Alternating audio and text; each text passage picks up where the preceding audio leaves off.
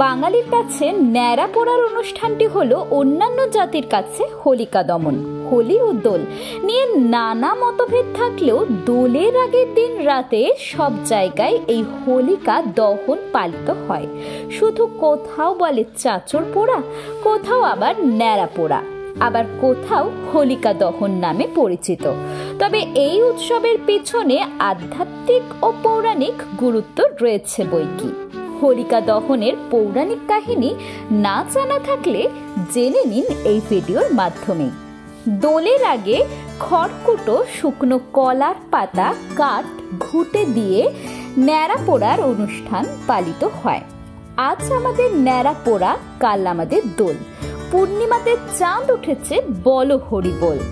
দোল এলেই স্মৃতির দরজায় কড়া নাড়া দিয়ে ওঠে এই ছড়া। এই সুন্দর ছড়ার সঙ্গে বাঙালির মননে জড়িয়ে রয়েছে নস্টালজিয়া। তবে বাঙালির কাছে ন্যাড়া পোড়ার অনুষ্ঠানটি হলো অন্যান্য জাতির কাছে হোলিকা দহন।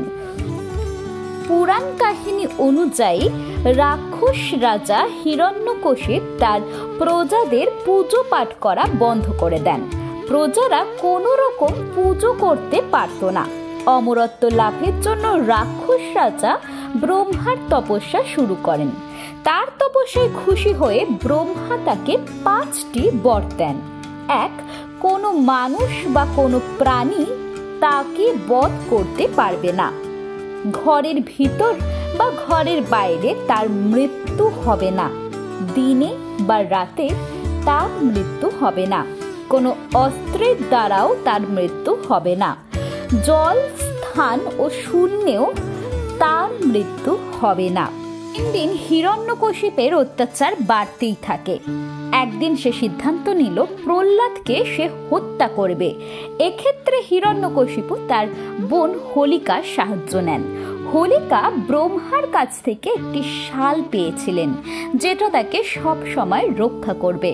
তাই ঠিক হয় যে হোলিকা প্রহ্লাদকে নিয়ে আগুনের মধ্যে বসবেন।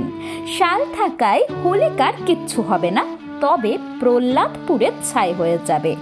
কিন্তু আগুনের মধ্যে প্রবেশ করা মাত্রই হোলিকার শাল প্রহ্লাদের গায়ে গিয়ে পড়ে, আর হোলিকা আগুনে পুড়ে ছাই হয়ে যায়।